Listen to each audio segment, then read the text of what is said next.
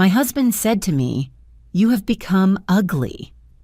He left for his mistress and threw me out on the street, but a lawyer called me. "Ma'am, your first husband from the 1990s left you $77 million, but there is one condition." Good day, dear listeners. It's Diana again. I'm glad you're here with me. Please subscribe to my channel and like this video, and also let me know in the comments which city you're listening from. That way I can see how far my story has traveled. I used to think I had built something real. Looking back now, from the quiet of my new life, I can see exactly where the cracks began, not in the loud, dramatic moments, but in the small, almost invisible ones. The Tuesday evenings when Derek came home an hour late and offered no explanation. The Sunday mornings when he scrolled through his phone at breakfast with a private little smile I had never seen directed at me. I noticed these things the way you notice a faint smell of smoke. Not quite enough to alarm you, but enough to make you glance at the ceiling. My name is Claire Whitmore. I am 51 years old, and for 22 years I worked as a hospital administrator in Columbus, Ohio. I am not a dramatic woman. I don't see conspiracy in coincidence, and I don't mistake ordinary distance for betrayal. That discipline, that habit of waiting for evidence, was both my greatest strength and, for a while, my greatest vulnerability. Derek and I had been married for 14 years. We met at a hospital fundraiser. He was a commercial real estate developer, handsome in the way that photographs well, with a firm handshake and a laugh that filled rooms. In the early years, we were genuinely happy. We bought a house in Bexley, a quiet, tree-lined neighborhood with good schools and weekend farmers markets. We renovated the kitchen together. We took a trip to Portugal for our 5th anniversary. We disagreed about politics and agreed about almost everything else. I had been married once before Derek. Briefly, in the early 90s, when I was barely 24 and newly graduated. His name was Nathan Caldwell. Nathan was a quiet, brilliant man, a software engineer who had started a small technology company out of a rented office in Portland. We were married for 3 years. The divorce was not bitter. It was simply sad, the way endings sometimes are when two people love each other but cannot make a life work. I moved back to Ohio. Nathan stayed in Portland. We did not speak again. For 14 years, Nathan Caldwell was a footnote in the story of my life. He was about to become the entire chapter, but I didn't know that yet. In the fall of the year, everything changed. I was still inside the ordinary machinery of my marriage. I was still the woman who packed Derek's dry cleaning into the car on Mondays, who remembered his mother's birthday, who made sure the property taxes were filed on time. I was still, as I believed then, the woman he had chosen. The warning signs, when I traced them back honestly, had begun roughly 8 months before the night Derek said what he said to me. They were subtle at first. He started going to the gym at hours that seemed designed to be inconvenient, 6 in the morning or 9 at night. He became protective of his phone in a way that was new. I once reached across the kitchen counter to check the weather on it, a thing I had done 1,000 times, and he pulled it away before I could touch the screen. He looked at me afterward as though he had done nothing unusual, and I, trained by years of reasonable behavior, said nothing. The compliments stopped.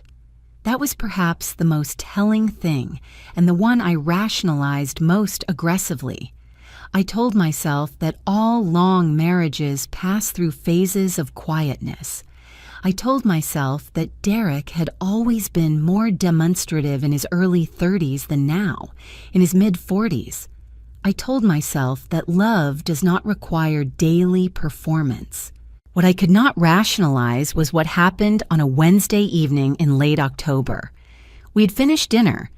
I had made pasta, something simple, a weeknight meal, and I was standing at the kitchen sink washing the serving bowl when Derek came and stood behind me. I thought for a moment that he was going to put his arms around me. He used to do that.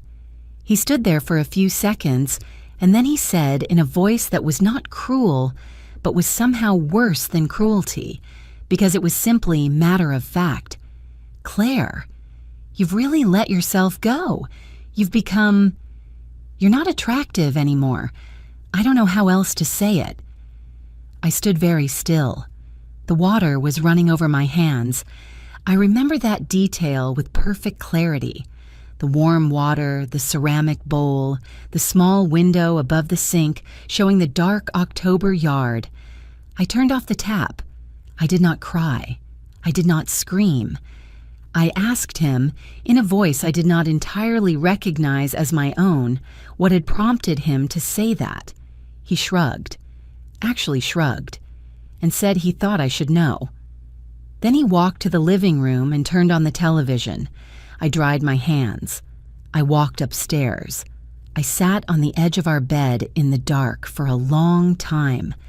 I was not thinking about revenge. I was not thinking about leaving. I was thinking, with a cold and terrible clarity, that a man who says something like that to a woman he loves does not love her. And I was thinking that I had probably known that for longer than I was willing to admit. What I did not know yet, what I could not have imagined, was how much worse the next few weeks would become, or what phone call was waiting for me on the other side of them. He left on a Saturday. I know people imagine these moments as explosive, shouting, accusations, doors slamming. Ours was not like that. Derek packed 2 large suitcases in the bedroom while I sat downstairs with a cup of coffee that went cold. He came downstairs, set his house key on the kitchen counter with a soft click, and said, "I think it's better if you find somewhere else to stay. The house is in my name." Then he walked out. I sat for a long time after the door closed. The house was in his name. We had structured it that way 14 years ago when we bought it. Derek's credit rating was stronger, his income more predictable. I had trusted the architecture of our life together, and now that architecture was a wall I was standing on the wrong side of. I had $3,000 in my personal checking account, a wardrobe, a car that was mine outright, and a job that paid me well, but would not cover Columbus rents on short notice without depleting my savings. I was 51 years old, sitting in a kitchen that no longer belonged to me, trying to calculate the exact dimensions of how badly I had miscalculated my own life. Was this what 22 years of careful, reasonable behavior had amounted to? I called my friend Karen Shields, who taught high school English in Worthington and had known me since graduate school. She said without hesitation, "Come here, right now. Bring your important documents." That instruction, "Bring your important documents," was the first useful thing anyone said to me in those first hours, and it cut through the fog better than any comfort would have.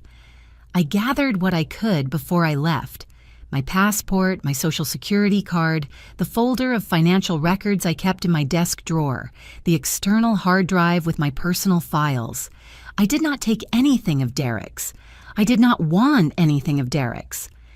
I moved into Karen's guest room and spent the first 2 days in a state that I can only describe as suspended. Not quite grief, not quite anger, not quite shock. Something that contained all 3 and resolved into none of them. I slept badly. I ate little. I sat at Karen's kitchen table for long hours, going over and over the arithmetic of the situation. On the 3rd day, my phone rang. The number had an area code I didn't recognize, 503, which I would later learn was Portland, Oregon. I almost didn't answer. I'm glad I did. The man on the other end introduced himself as Gerald Forsyth, a partner at a law firm called Forsyth and Webb. He asked carefully if I was Claire Whitmore, formerly Claire Caldwell.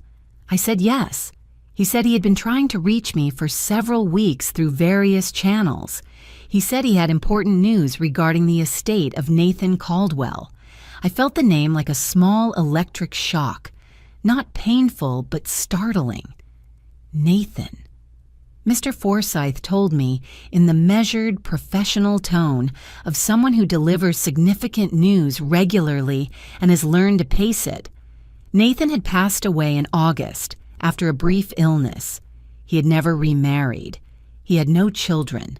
His technology company, which he had built quietly over 3 decades, had been acquired 2 years earlier for a sum considerably larger than anyone in my life had ever discussed in casual conversation. Nathan had left a will. In that will, he had named me, Claire Whitmore, his former wife, as the sole beneficiary of a trust valued, after taxes and estate fees, at $77 million. I sat down on Karen's couch. I was not sure my legs were reliable. Mr. Forsythe continued. There was a condition attached to the inheritance, a condition Nathan had stipulated explicitly and which was legally binding. To receive the trust, I would need to appear in person at the Portland offices of Forsythe and Webb within 90 days, and I would need to arrive as a single woman, not separated, divorced, or with divorce proceedings formally filed and documented. Nathan's instructions, as Mr. Forsythe read them carefully, stated that he wished his estate to go to Claire as an individual, in her own right, free from any claim by a current spouse. Why? I asked. My voice was very quiet. Mr.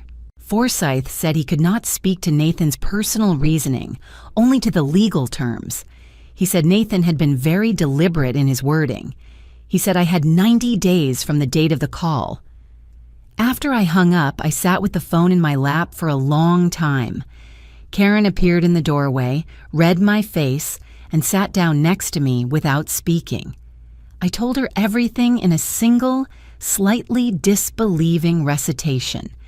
When I finished, she was quiet for a moment, and then she said very carefully, "Claire, this isn't complicated. Derek just did you the most expensive favor of his life without knowing it." She was right. I could see it clearly. Derek had forced me out of a house. Nathan, whom I had not spoken to in over 2 decades, who had apparently carried something for me all those years in his quiet, systematic way, had left me the means to build something Derek could never touch.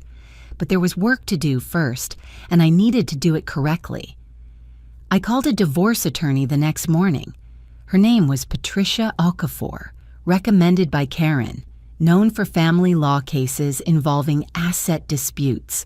I told her everything. She listened without interrupting, asked precise questions, and then said, "The filing is straightforward. What concerns me is protecting you against any claim Derek might make against the inheritance once it becomes public. We need to move carefully and quickly." I had a plan.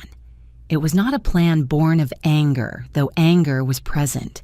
It was a plan born of the recognition that I had spent 22 years being careful and reasonable on behalf of a man who'd repaid me with contempt, and that I was now being given, by an unexpected grace, the chance to be careful and reasonable entirely on my own behalf. I was going to take it. Patricia Okafor's office was on the 14th floor of a building downtown with a view of the Scioto River and a waiting room that smelled of good coffee and quiet money. I sat across from her at a clean glass desk and listened while she explained, with the efficiency of someone who has had this conversation many times, exactly what my position was. Ohio is an equitable distribution state. 14 years of marriage, no prenuptial agreement. Derek's house, which he had bought before we married and which remained in his name throughout, was his separate property. However, everything acquired during the marriage, including his business income and any joint accounts, was subject to division. The problem, Patricia explained, was that Derek had structured much of his real estate income through corporate entities. Untangling that would take time. How much time? I asked. If he contests, and he will, 6 to 12 months. If we can establish misconduct, an affair, for instance, it strengthens your position on certain claims. I had suspected the affair for months. I had no proof. That was about to change. I left Patricia's office with a retainer agreement signed and a list of what I needed to gather: bank statements, tax returns, any financial documentation from the joint years. I also left with the name of an investigative firm Patricia sometimes worked with. Not for manufactured evidence, she was careful to say, but for documentation of what was already there. The investigator's name was David Marsh. We met at a coffee shop near his office in Clintonville. He was unremarkable looking in the way that effective investigators often are. Average height, forgettable face, the kind of person you would not notice in a restaurant. He asked me to describe Derek's patterns: the gym visits, the phone behavior, the late evenings. He took notes. He asked several questions I had not thought to consider, including whether Derek had a second vehicle or used rideshare apps. I told him about the Tesla, Derek's personal car, which he had leased 2 years ago, which I had never been especially interested in. David Marsh told me to be patient and to behave in every visible way exactly as I had before. Don't change anything, he said. Don't let him know you've retained counsel yet. The element of surprise is worth more than you think. I was staying at Karen's. Derek did not know Patricia Okafor's name. He did not know about Nathan's call. As far as Derek was aware, I was a displaced woman with $3,000 and a bruised ego, trying to figure out what came next. Let him think that. He did not have to think it for very long. 11 days after I hired David Marsh, he sent me a file. It contained photographs taken in public spaces, legally, and a log of dates, times, and locations. Derek had been meeting a woman named Brittany Voss at a condominium in the Short North neighborhood, roughly twice a week, for at least 4 months. Brittany Voss was 31 years old, worked in commercial real estate, which was, I noted with a kind of bleak clarity, how she had met Derek. She was not a stranger to him professionally. She had been a stranger to me entirely. I looked at the photographs for a long time. I am not going to describe what I felt looking at them. The feeling was not what I might have expected. It was not the sharp pain of betrayal. I think some part of me had been braced for exactly this for long enough that the shock had already metabolized. What I felt was something closer to the strange, clarifying sensation of a diagnosis. Not good news, but the relief of knowing what you were actually dealing with. This was real. This was documented.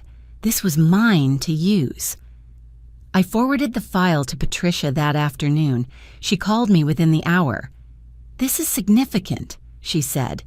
"It doesn't change the equitable distribution formula directly, but it establishes a pattern of conduct, and more importantly, it forecloses any sympathy argument Derek might make about the state of the marriage."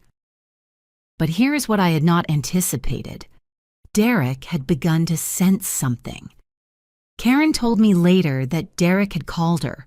Twice within the same week I had hired the investigator. He had asked, casually, how I was doing. Karen, who has been my friend for 25 years and who holds a grudge with a dedication that I have always admired, told him I was managing. He had asked whether I had spoken to a lawyer. Karen said she didn't know. He had asked, and this was the detail that mattered, whether I had heard from anyone from the past. He didn't know about Nathan's money, but he knew something was in motion. I thought about that phone call for the rest of the evening. Derek was not a stupid man. He was reactive, vain, and morally careless. But he was not stupid.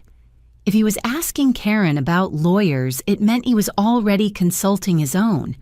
If he was asking about the past, it meant someone had said something, or he had found something, or he was simply covering his bases in the way that people who have done something wrong often do, preemptively, instinctively.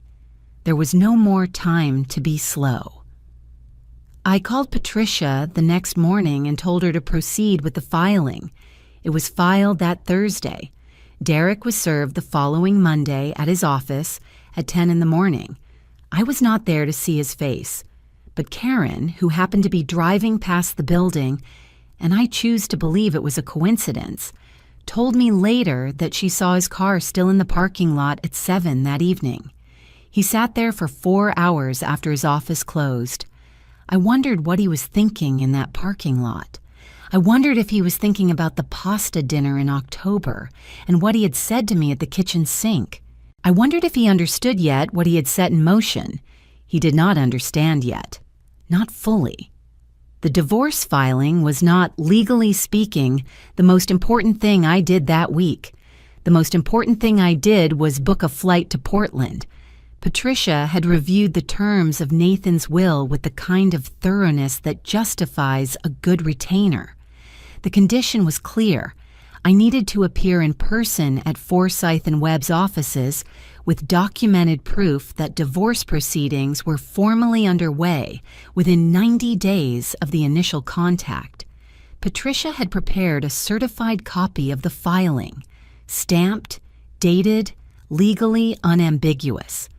I carried it in a manila folder in my carry-on bag when I boarded the early flight from Columbus. Mr. Forsyth's office was everything his phone manner had suggested. Understated, precise, full of natural light and the particular silence of rooms where very serious things happen quietly. He reviewed my documentation, asked me several formal questions that he recorded for the record, and then walked me through the structure of Nathan's trust with the patience of someone who understood that the numbers he was describing would take time to absorb. $77 million. Held in a trust structured to minimize both estate taxes and any claim by a third party. Nathan had been, apparently, exceptionally deliberate. Mr. Forsyth told me, in a moment of quiet that felt almost personal, that Nathan had updated his will 2 years before his death, after the acquisition of his company, when the magnitude of his estate became clear. He had thought carefully about this. I did not cry in that office. I waited until I was in the rental car in the parking garage, and then I allowed myself approximately 4 minutes of something I could not name. Grief for Nathan, gratitude, the strange weight of being loved across a distance of 25 years without knowing it. Then I drove to the hotel and ordered room service and slept for 10 hours. I returned to Columbus with the first tranche of documentation and a new bank account that had been opened in my name alone at a Portland institution, separate from everything Derek had ever touched. Then the phone calls started. The first was from Derek himself. It was 9 in the morning, a Tuesday, and I was sitting in Karen's kitchen with coffee when my phone lit up with his number. I answered. He did not shout. Derek was, at his worst, a man of cold precision rather than heat. He said very evenly that he had heard I had been to Portland. I did not ask how he knew. I assumed Brittany, who was in the same commercial real estate circles, had resources I had not mapped. He said that he was aware now of Nathan Caldwell and of the inheritance. He said, and here his voice tightened by a fraction, "You're not going to be able to keep that money, Claire. Not with a divorce filing active. My attorney is already looking at how marital circumstances affect estate claims." I said very calmly that he should have his attorney speak to mine. He said, "Don't do this the hard way." I said, "I didn't file the papers, Derek. I didn't say what you said at the kitchen sink. I didn't move someone else into a condominium in the short north. I'm simply responding to the situation as I found it." There was a silence. Then he hung up. Brittany called 3 days later. I don't know how she got my number. I suspect Derek gave it to her, possibly as a test of something I don't fully understand. She introduced herself with a confidence that I found, in retrospect, almost impressive. She said she thought we should talk. She said there was a way to resolve this that was better for everyone. She said, and this is the part I remember with particular precision, that she was willing to offer me a settlement privately outside the divorce proceedings if I would withdraw the filing and relinquish any claim on the inheritance by signing a document attesting that I had received it as an individual prior to the marriage dissolution. The document, if I signed it, would have made the inheritance legally murky, potentially subject to marital property arguments under Ohio law, which was exactly what Derek's attorney was apparently angling toward. I told Brittany I would need to consult my attorney. She said, "I need an answer by Friday." I said, "Then you'll have one by Friday."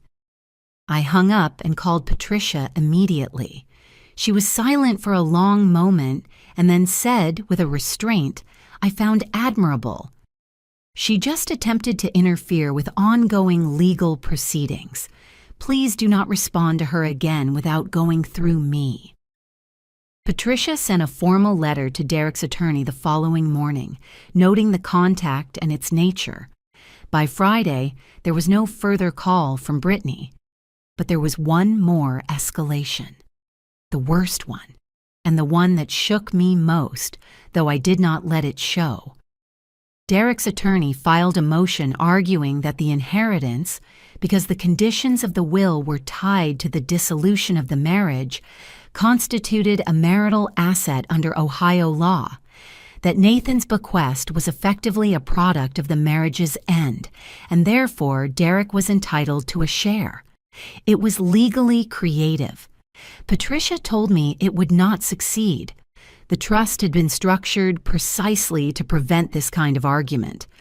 But it would take time and cost money to defeat, and it was clearly designed to exhaust and destabilize me. I sat with that for 2 days. Karen drove me to a park on a Saturday afternoon, and we walked for 2 hours without talking about any of it. I watched a dog chase a ball into a pond. I ate a sandwich. I let myself be tired. On Monday morning, I was ready again. Derek made his next move on a Wednesday. It came not through attorneys or through Brittany, but through his mother, Linda Whitmore, a woman I had genuinely liked for 14 years, who sent me a long text message asking if we could have coffee.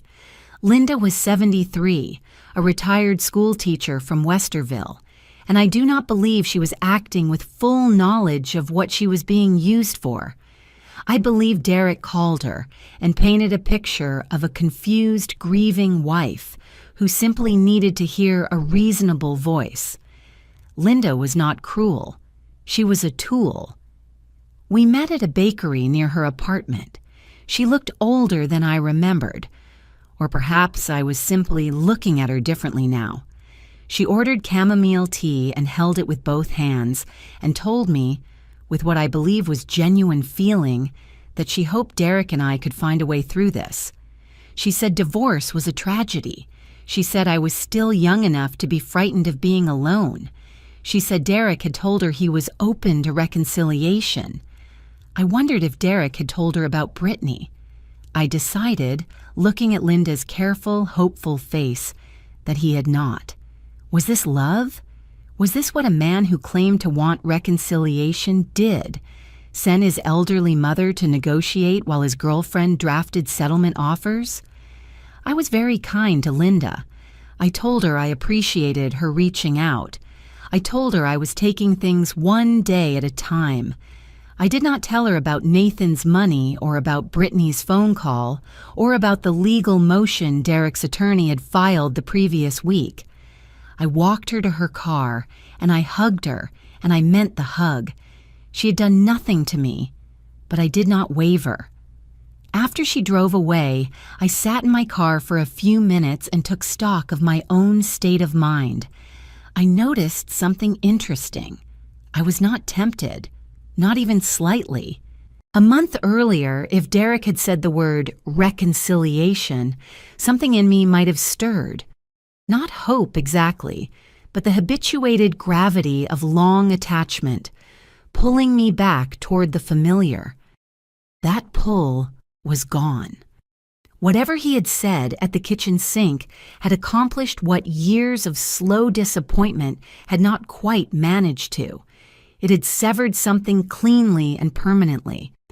Derek could not offer me anything I wanted. He had already given me the most important thing he had to give, which was a reason to leave without doubt. I drove back to Karen's and called Patricia to report the coffee meeting. Patricia noted it for the record.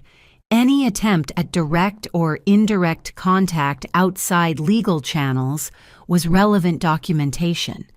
Then she gave me a status update.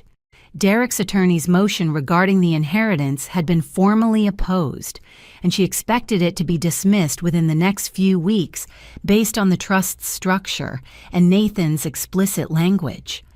Things were moving correctly, but I had been living in Karen's guest room for almost 6 weeks, and I knew, because Karen would never say it, which was its own kind of pressure, that I needed something more stable.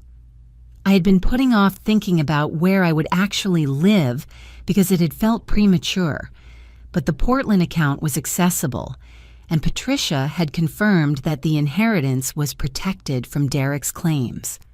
I found an apartment in Bexley, the same neighborhood where Derek and I had lived, which I chose deliberately because I had loved that neighborhood and I was not going to let him have it. It was a 2-bedroom on the second floor of a building with good windows and a small balcony that faced east.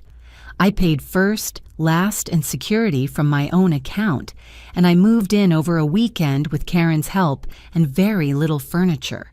It was the first space that had been entirely mine in over a decade. That weekend, Karen introduced me to a women's group she had been part of for several years, a loose collection of people who met on Thursday evenings at a community center near Worthington. It was not a formal support group, not therapy, not a self-help meeting. It was simply women who had been through significant disruptions, divorce, loss, career collapse, illness, who met to talk honestly. The first evening I attended, a woman named Rosa, who was perhaps 60, and had the calm authority of someone who had survived a great deal, looked at me across the table and said, "You look like someone who has just realized she's going to be fine, but hasn't quite believed it yet." I laughed for the first time in weeks. Rosa was right. I hadn't believed it yet, but I was beginning to. They came to my apartment on a Thursday evening in March. I did not answer the buzzer when it first rang. I was not expecting anyone, and I had learned, over the past weeks, to be careful about unannounced contact. The buzzer rang a second time, and then I heard Derek's voice through the intercom, very controlled, saying my name. I almost didn't let them in, but I thought of what Patricia had told me. Document everything. So I pressed the entry button, and I stood in my living room, which was sparsely furnished still, but mine, and waited. They came in together, Derek and Brittany, side by side in my doorway, which struck me as an extraordinary act of audacity, the kind that requires either very little self-awareness or a very deliberate strategy. Derek was dressed well, as he always was.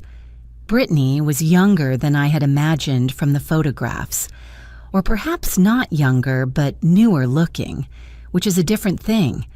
She had the groomed, careful appearance of someone who had thought about this visit in advance. Derek said they wanted to talk. He said he owed me an apology. He said the past months had been a wake-up call for him. I noticed that he did not ask to sit down, and I did not invite him to. I listened. He spoke for perhaps 4 minutes. He said he had been confused, that his feelings had been more complicated than he had communicated, that he did not want us to go through a long, damaging legal battle when there was a more dignified solution available. Then Brittany, and this, I thought, was either very confident or very poorly judged, spoke. She said she wanted me to know that she respected me. She said she had never wanted to cause harm. She said that what she and Derek were offering was a private financial arrangement that would be significantly more generous than what I would receive through the courts. There it was, under the apology, under the expressed respect, under the careful staging of two people standing in my living room with reasonable faces. The same offer Brittany had made by phone, now delivered in person, now framed as generosity rather than pressure. I looked at them both for a moment. "How much?" I said. Derek named a figure. It was, in absolute terms, a great deal of money, well above what a court would likely award me from the marital assets alone. And that, I understood immediately, was the point. The figure was designed to make the inheritance feel unnecessary, to make me calculate whether $77 million, with its legal complexity, was worth less than a clean, immediate, uncomplicated settlement that I could take today. The calculation assumed I was afraid of the legal process.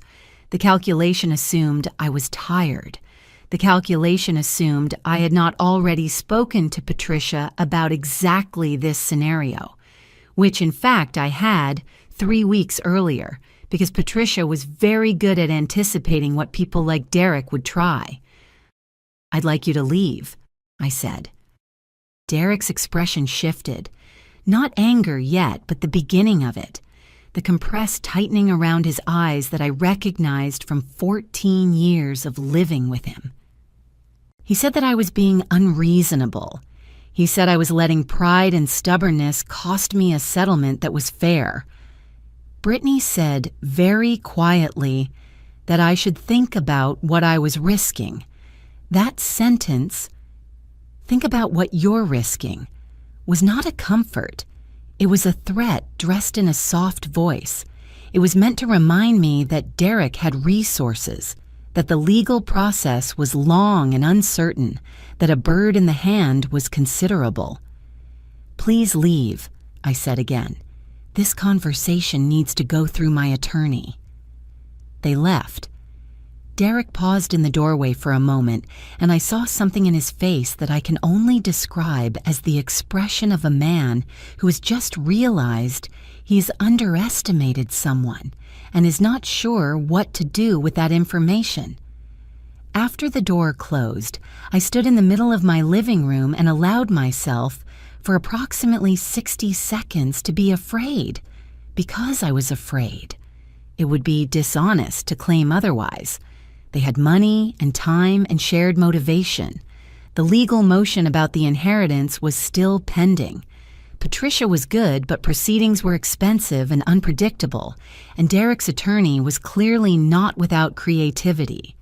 But here is what fear is for, when you don't let it make your decisions. It is information. It tells you what is at stake.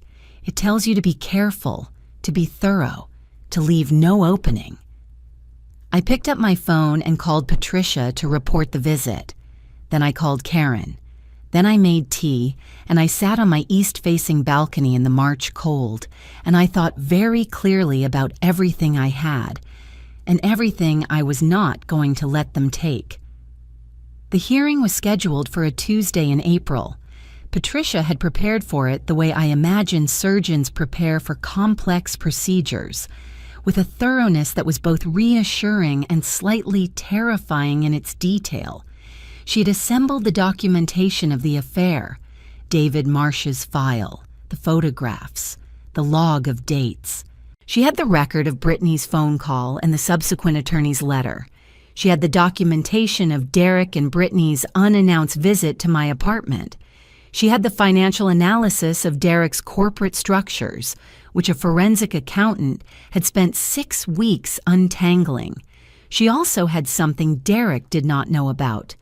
3 weeks before the hearing, Patricia had received a communication from a former employee of Derek's real estate firm, a woman named Sheila Park, who had left the company 18 months earlier and who had been, it turned out, a witness to several conversations between Derek and Brittany that predated their relationship's public phase by considerably more than 4 months. Sheila had her own reasons for coming forward. I did not interrogate them. What she provided was a sworn affidavit placing the affairs beginning 18 months earlier than the photographic evidence, which overlapped with a period during which Derek had made several significant financial decisions that Patricia's accountant had flagged as potentially involving asset concealment. This was not just an affair. This was potentially a pattern of deliberate financial misdirection during the marriage, which under Ohio law had significant implications. I did not see Derek until we were both in the courtroom. He looked, I thought, like a man who had not been sleeping well. He was dressed impeccably. He always was. But there was something around his eyes that spoke of long evenings and worried conversations. Brittany was not in the courtroom. She was a witness, sequestered.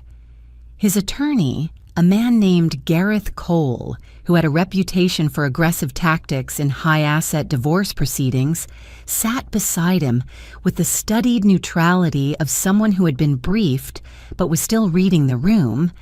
Patricia had told me, "Say as little as possible. Answer what you're asked. Let the document speak." I sat very still and let the document speak. Gareth Cole's opening was, predictably, an attempt to frame the inheritance as the central issue, to argue that my motivation in filing for divorce was financial, that the timing was opportunistic, that I had used Nathan Caldwell's death as a vehicle for extracting maximum benefit from the marriage. It was a coherent argument on its face, and I watched the judge, a woman in her late 50s, with the patient expression of someone who has heard every version of every story, take notes with no readable reaction. Patricia's response began with one sentence. "Your Honor, we'd like to enter the affidavit of Sheila Park." The effect on Gareth Cole was subtle but visible. A very slight adjustment of posture, a fractional hesitation before his next movement. Derek, in my peripheral vision, went still in a way that was different from the stillness of composure. What followed over the next 3 hours was the systematic exposure of a story Derek had apparently told himself about the end of our marriage. A story in which he was a man who had drifted away from a wife, who had stopped investing in the relationship, who had found something real with someone else, who was entitled to make a financial argument because circumstances were complicated. That story did not survive contact with Sheila Park's affidavit, with the forensic accountant's analysis, or with the documented record of Brittany's phone call and their joint visit to my apartment. Gareth Cole cross-examined me. He asked about Nathan. He asked when I had learned of the inheritance. He asked whether I had filed for divorce because of the inheritance or before I knew about it. The divorce proceedings were initiated after I was asked to leave my marital home, I said. I was contacted by Mr. Forsyth 3 days after I moved into a friend's house. I retained counsel the morning after that call. Is it your testimony that you would have filed regardless of the inheritance? It is my testimony, I said, that my husband told me I had become unattractive, asked me to leave the house we had shared for 14 years, and I subsequently learned he had been having an affair for 18 months. Yes, I would have filed regardless. The silence in the courtroom after that sentence was approximately 4 seconds long. Derek did not look at me. Gareth Cole attempted to recover. He questioned the affidavit's timing, questioned Sheila Park's motivations, questioned the forensic accountant's methodology. He was competent. But competence, when the underlying facts are what they were, is a rearguard action. The motion to classify the inheritance as a marital asset was denied. The judge's reasoning was brief and unambiguous. The trust had been structured by a third party, pursuant to conditions that predated the divorce filing by decades, with explicit language designed to vest the asset in Claire Whitmore as an individual. Derek had no cognizable claim. I sat very still and heard that. Then I watched Derek, for the first time in 14 years, have no answer. The final judgment was issued 6 weeks after the hearing. I was in my apartment when Patricia called. On a Friday afternoon in late May, the windows opened to the first real warmth of the year. She read me the relevant portions with the quiet satisfaction of someone who had earned the right to take pleasure in a good outcome. The equitable distribution awarded me 40% of the verified marital assets, which, after the forensic accountant's analysis of Derek's corporate structures revealed income that had not been fully disclosed, amounted to considerably more than Derek had anticipated. The concealment finding did not rise to the level of criminal fraud, but it shifted the equitable calculation significantly in my favor. Patricia had fought for every percentage point, and she had won most of them. The inheritance was mine, entirely and without encumbrance. The trust had already been formally transferred into my name at the Portland institution, $77 million, plus the interest it had accumulated during the proceedings. Derek was ordered to pay Patricia's legal fees, which, given the complexity and duration of the case, were substantial. His attorney's creative motion regarding the inheritance had cost him, in the end, more than it would have cost him to simply let the proceedings run their ordinary course. Brittany Voss did not come out of it well either.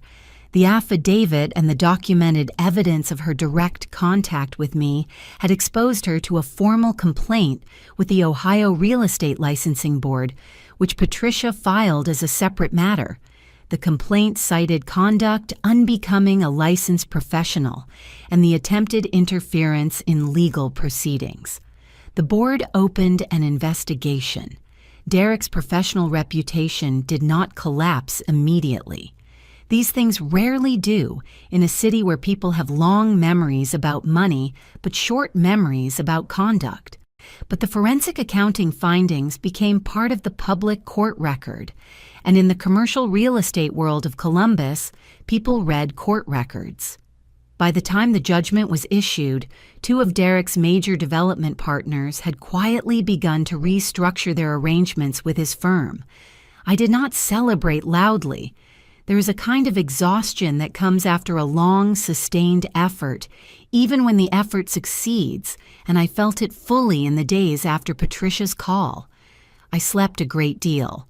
I cooked for myself, simple things, and ate on the balcony in the evenings, and watched the light change over the neighborhood I had refused to leave.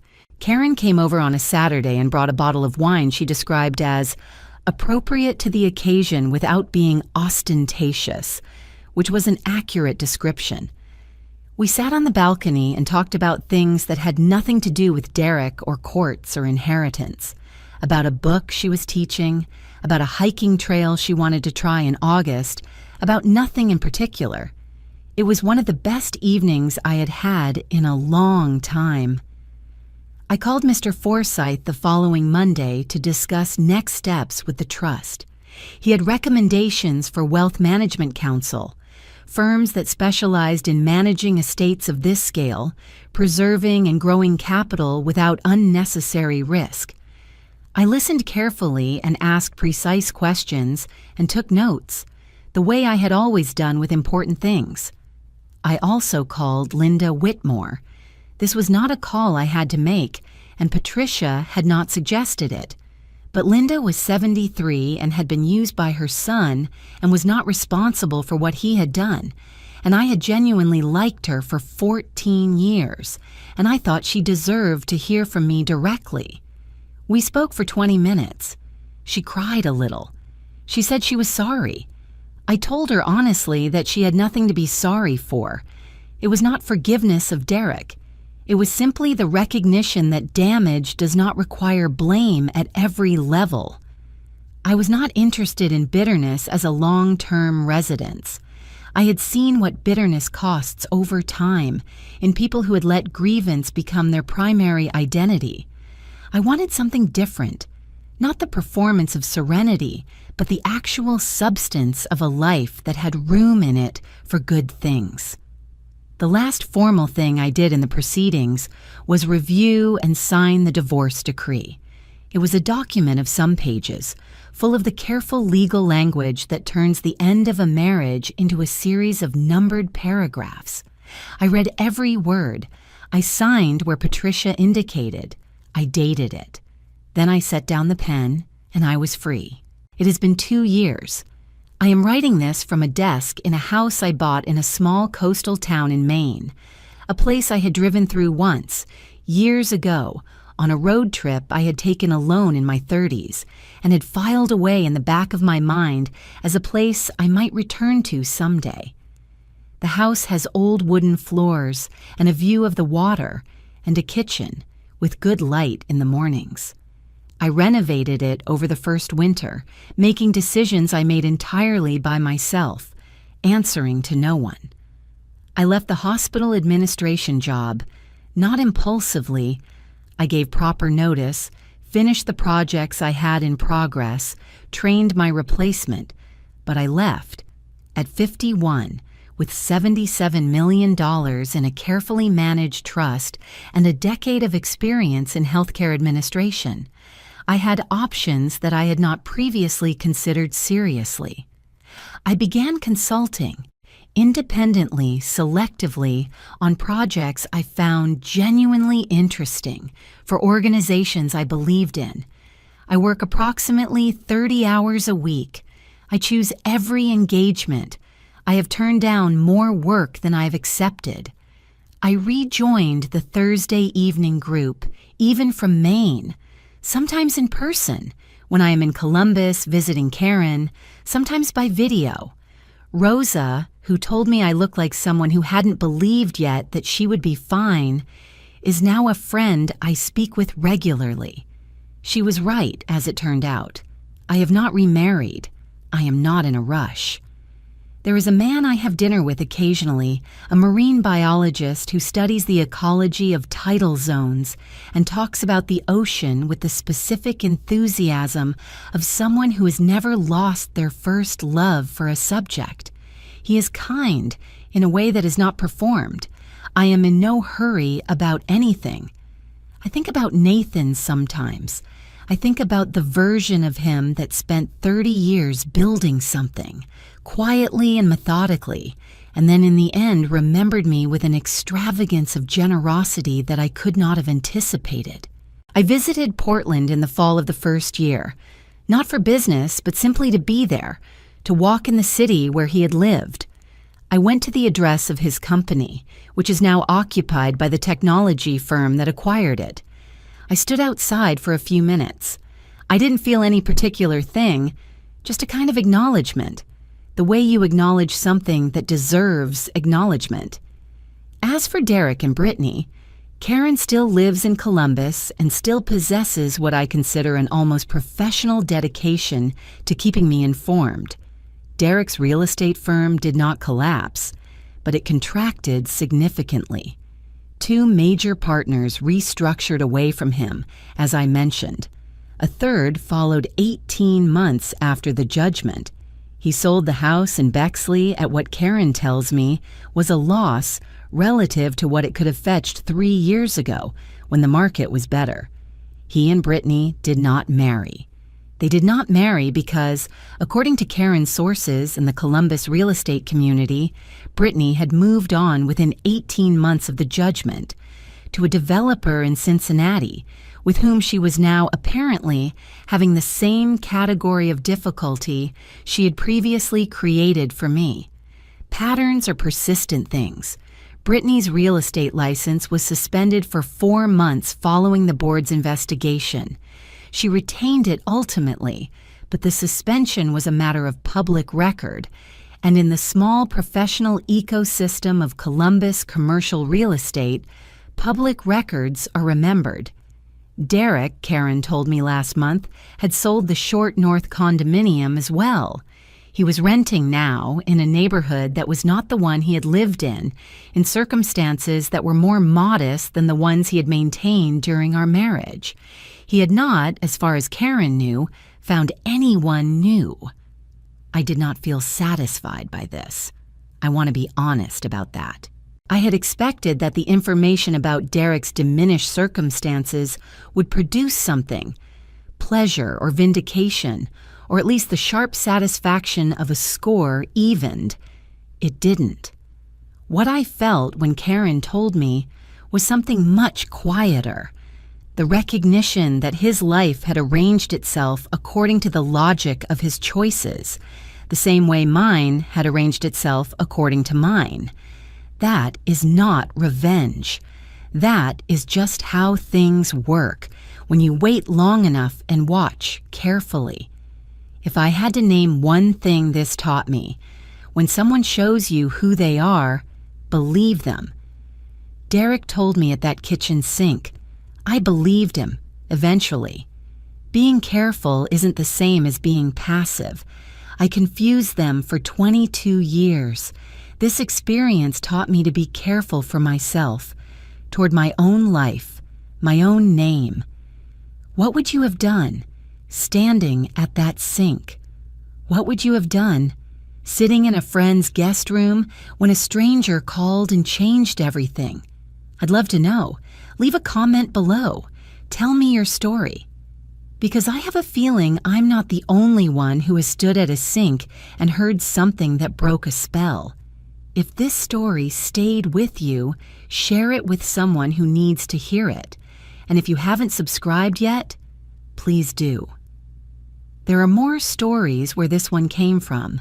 Stories about women who waited too long and then stopped waiting. Stories about second chances that arrived from unexpected directions. Thank you, genuinely, deeply, for listening all the way to the end. Some stories only make sense when you hear them whole. This one did, and so, I hope, will you.